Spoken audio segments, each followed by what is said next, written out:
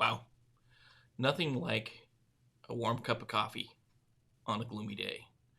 Today's Lake Coffee is in our Big Sky Montana cup as we kick off our start to the week. If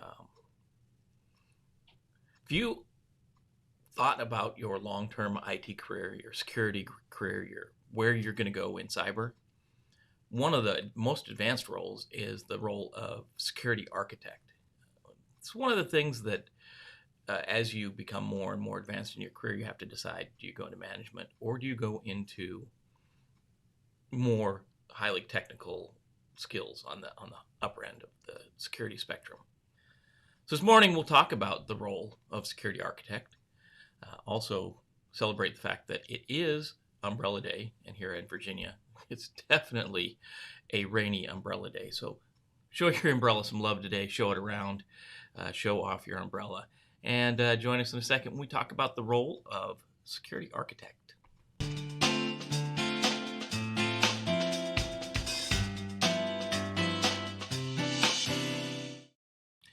So, morning team. We're at it again on a Monday, jumping in, looking more at different roles because it's Monday. We want to look at try to stay on topic.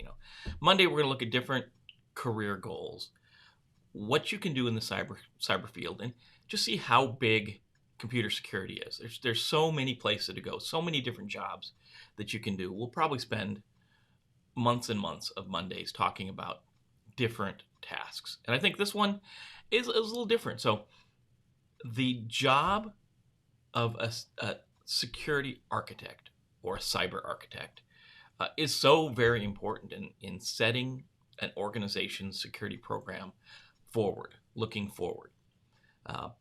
We talk about NIST. NIST has a little bit different role. So NIST is going to call this thing, this job, this role, enterprise architect. And I'll throw a tag up above.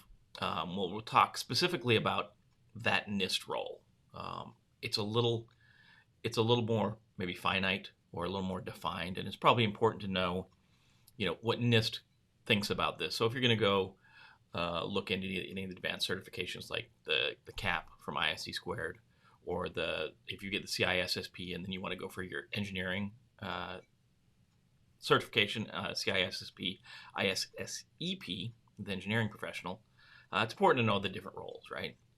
So we'll throw that up above. We'll throw that link up above where you can look at what NIST defines the enterprise architect as. So we dive into this. We do have some kind of generic definitions for what security architect is. So a security architect is responsible for designing, building, testing, implementing security systems within an organization's IT network. Security architect is expected to have a thorough understanding of complex IT systems and stay up to date with the latest security standards, system and authentication protocols, as well as best practice security products. Security architect, I think last week we talked about the security engineer. And the security engineer is an advanced position already, right? It's not really entry level. You're not going to really get an entry level security engineering job. Generally, when you've been a security engineer for a while, you can progress to become a security architect. So security architect really designs the vision of security in the enterprise. They look at what the security architecture looks like today, what new technology is coming at us, and then they ensure that the environment is built to meet the standards and requirements of the future, right? So they have to know what's coming. So they have to be involved in what's new not only in security, but what's new in technology. What will the IT and business folks be bringing to the security table in the next, 5 years maybe? So we have to start thinking, if we're thinking about it today, the architect needs to be thinking about things like Internet of Things. How does that play into the organization? Bring your own device. How do we deal with that? Obviously, cloud security is not going anywhere. It's just becoming more advanced. So where in the past, maybe we use cloud security for things like virtualizing servers and virtualizing environments. Now we need to start thinking about how are we going to use cloud security for services, in the traditional cloud security, we think about infrastructure, platform, or software as a service. But now start thinking about what other security as a service or database as a service. And then also serverless technologies. The other things on the horizon are things like artificial intelligence and virtualization of environments when we think about things like augmented reality and virtual reality. How do those play in with your environment? So architects have to be thinking about the future and also help implement things today, right? So a lot of requirements should be, the things they should know how to do: review current system security measures, recommending and implementing enhancements, conducting regular security tests to ensure continuous monitoring of network security, developing project timelines and ongoing system upgrades, ensuring all personnel have access to IT systems limited by need and role, establishing disaster recovery procedures and conducting breach of security drills, promptly responding to all security incidents and providing thorough post-event analysis. So not just doing these key roles, these key tasks, but if you look at these requirements, you'll see that there's a lot of thought of analyzing things, not just looking at them and providing raw numbers back or implementing a system. Now it's like, let's look at things and figure out why things happened, or figure out how we can keep them from happening in the future. So it's really more analysis now. You have to really start thinking about how we can work with implementing security into our environment. Qualifications: extensive experience in information security and or IT risk management with a focus on security, performance, and reliability. Solid understanding of security protocols, cryptography, authentication, authorization, and security. Good working knowledge of current IT risks and experience implementing security solutions. Experience implementing multi-factor authentication, single sign-on identity management, or related technologies. Ability to interact with a broad cross-section of personnel and to explain and enforce security measures. Excellent written and verbal communication skills, as well as business acumen and commercial outlook. And again, this is a position where you're going to be dealing with different groups, right? You'll be dealing with the IT folks that are building systems. You'll be dealing with the business folks that are trying to figure out how we make business go forward, how we do that. So you need to have a solid understanding of those different skill sets, right? You have to have those soft skills they talk about. Can you deal with people? Can you talk to people? Can you get the point across for the case of security? And that's going to be really important now is how can you convince other people in the business world or in the IT world that you really need to implement these security measures, right? So there's a bit of salesmanship in this job as well. You have to be able to go out and say, there is a reason we need to move our, maybe our identification authentication to the next level. Maybe we're using passwords now and we need to go into multi-factor authentication, right? So we have to be able to tell people when they're building their new system, plan for this, because this is the way we're going. Maybe we're not there today, but in the next couple of years, we're going to have multi-factor authentication. And if you're building your system today, you need to make sure that that's built in, right? You also are going to deal with a lot of people saying, if they're building a technology, they may come to you and say, hey, I'm building a new type of system, these types of servers.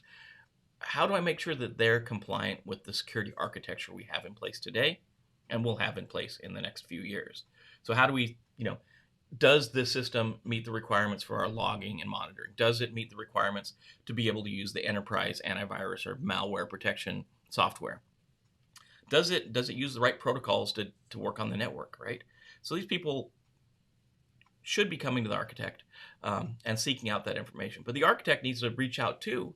If that doesn't happen, they're going to have to figure out, who do I need to talk to? So again, this is not entry level, but this is something you should put, if you're coming into the field, this is something you should put on your roadmap to say, 5 years, 10 years down the road, I want to be a security architect, right? There's reasons that you want to be a security architect, right? You get to set the direction for the organization's IT infrastructure as far as security and cyber is related. Great experience. It's great. It's a great place that once you've done those those roles that help you build your experience in security, it's one of the great places that you can actually implement that and start giving back, start designing secure systems, start designing secure enterprises. So it should be no surprise that as we look, there's kind of a lot more progression on the right side of this map. We see it kind of a steep climb, and somewhere around 5 to 9 years, we start to see maybe a lot more people in this field, and that's where we see the pay scale going up. And again, this is kind of an average across the environment. You assume if you get in year one, which I wouldn't recommend going into any architect position with 1 year of cyber experience. I would say 5 to 9 years is when you're probably going to hit this level of expertise. But you can see you're getting up to the 133K, and that's an average, right? You're probably, depending on where you're at in the country, that's going to be quite different. I did a little bit of looking on Career Builder and Dice and stuff this morning. Depending where you're at, if you're out in California and stuff like that, jobs well over $200,000, $250,000. And we'll get into some of the pays, but you can see that depending on where you want to live and what kind of you want to put up with your commute and that kind of thing, you can get pretty high range jobs in this. And obviously that includes profit sharing and bonuses and all that stuff. But depending on where you're at, you may be happy as a security architect, and that may finish your career out, right? As you can expect, the lower half of the cyber field, entry level, early career, is not necessarily what we'd expect to see in a cyber architect or security architect. And you can see experienced late career is the majority of where people are at, 45.1%, 23.4% in those two career kind of packs. That's where people are, late career and experienced. Mid-career is a pretty good chunk too, 19.7. So you can see you're probably not going to just jump into this role, but it's a very, very important role, designing and coordinating security across the entire organization. Important to do this stuff. So let's take a look at what pay looks like in the United States here. So average pay for a cyber architect or a security architect, about $122,830. I would call it $123,000, but payscale.com, that's where I get my numbers from. That's where they place this at. Got Chicago about $126,000, just a little short of $126,000. Again, average. DC about $146,000. Around the Dallas area is $109,000 and a half, let's say. Now in LA, $126,156. That's, again, it's averages. There's the lower end of that and upper end of that. You can imagine that some of the stuff I looked at California this morning was $250. So we're showing 126 on there. So there's some at 250. There's probably some at 77. So we're averaging out in the middle there. So a good field to get into. Again, thanks this morning for payscale.com and roberthalf.com.au, providing a lot of the information, the stats and the numbers for this. Security architect's a great milestone to put on your career. If you get there, you can jump off to be a CSO, Chief Security Officer, Chief Information Security Officer, maybe even a Chief Information Officer, CIO. Definitely that crosses back over out of security back into IT, but a good place to understand the entire workings of an organization. You can expect that to feed into this, maybe your career path would be, a lot of people start at something like the help desk. But if you don't start there, maybe starting as an information security officer, CISO, not a CISO, ISSO, information system security officer, security analyst, something like that. Then you become a security engineer, then you become a security architect, and then maybe you become the CSO, something like that. That's kind of a natural progression, or a CISO, depending on where you're at. So it's got a natural progression. You can see a lot of job growth in this, like every other cyber field. Not a lot of people, not enough people in this, I should say. There's not enough people in this field to fill all the roles that are available. I think I did a search last night. Nationwide, there's well over 5,000. That's where the search pegged out at. 5,000 open jobs across the country. Most locales I put in, Los Angeles, Dallas, DC, Chicago, Seattle, somewhere between 300 to 500 open positions in all those cities. So definitely a field that needs people, and should be something. Maybe if you're thinking about cyber, put this on your roadmap. If you've been around cyber for a while, you're experienced, maybe something to start looking at. It's driving the organization's program forward, integrating IT and cybersecurity across the environment, and a good place for it. So if you have your umbrella, if it's rainy where you're at, if it's maybe too sunny where it's at, or you just want to walk around with your umbrella because it's Umbrella Day, enjoy the day. I don't know if it's National Umbrella Day, but it's definitely Umbrella Day according to the crazy calendars. Enjoy your day. Happy Monday, and be safe out there.